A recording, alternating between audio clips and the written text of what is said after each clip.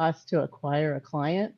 And so my client who does the grant writing, it's $3,000 client Yeah. because she is mostly labor.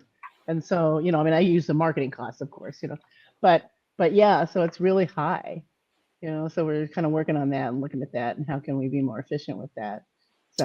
What's the lifetime value of the average client? Oh, well, it can be when she's kind of changed her model to now she's doing more 60 grants. And so that can be about $75,000 a year. So they're pretty high. No repeat customers? Yes, they renew Okay. quite frequently. Yeah, so it could be millions. It could be millions, okay, yeah. Like lifetime value is higher than that. That's interesting.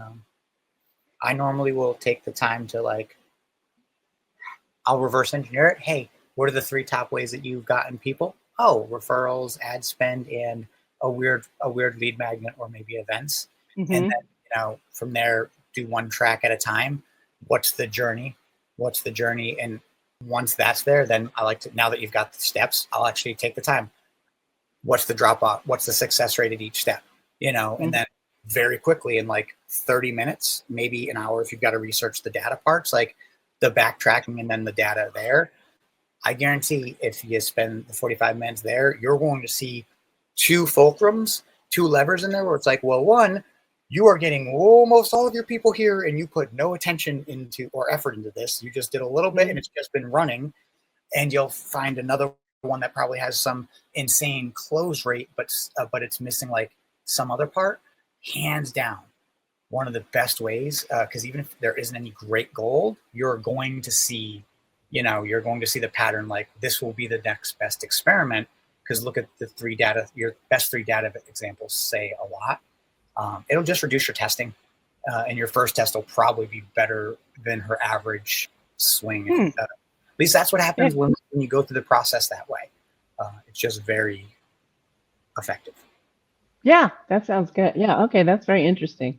One of the things I love about your approach, Tristan, is even though you're discussing the background of it is really complex concepts, you have gotten to the point of simplifying it, even to the point of if you're doing a bunch of stuff, let's go look at the top 3 results and go see what those take, and just forget the rest. Why are we wasting our times on, right? And so it's this really complex concept, but you bring it to the table with okay, since it's really complicated, why are we doing it on 10 things? We do it on the 2 or 3 things that matter, and we focus on that. We make those things be everything. And so it's as the complexity increases in one direction, it decreases in the direction that tends to bring overwhelm. You're using that a sort of a algorithm type of complexity of concept to simplify the way they think about things. And I'm always fascinated by how impressive that is, that you take such a complex concept and you use it to simplify things. That's not usually how things work. I really love that about your approach. Right. Absolutely. Yeah. So most of my clients, I try to tell them, it depends on how your tax return is done and how you want to look at your business. I said, you need to look at your business both ways, because cash is what you have and what you've spent. It's not what you owe or what's owed to you. That's different. So, but let's just do an accrual at the end of the year. Let's not do it every month. Is it really that important?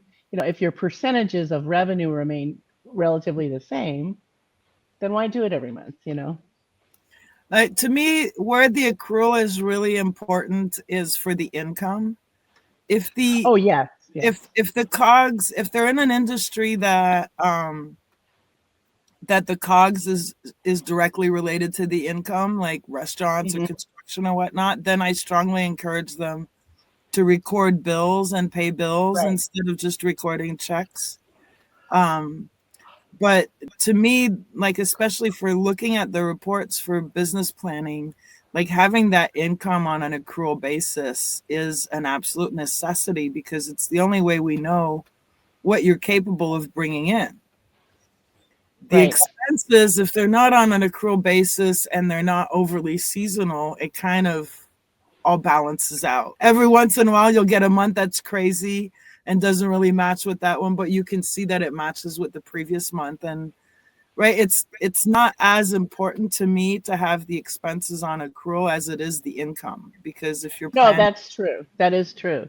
Yeah, because if your COGS are like, 48% all year, and then for some reason in December they're like 38. Yeah. Well, chances are they were 58 the previous month, or something. That, or like you say, you're missing income.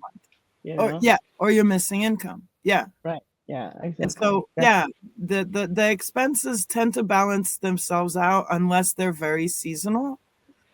And so it's when I see people looking at cash reports for business planning, I take the time to explain to them that, cash reports are for tax purposes only. Accrual reports are for business planning, because that's what you see when it happened, not when it got paid, Right.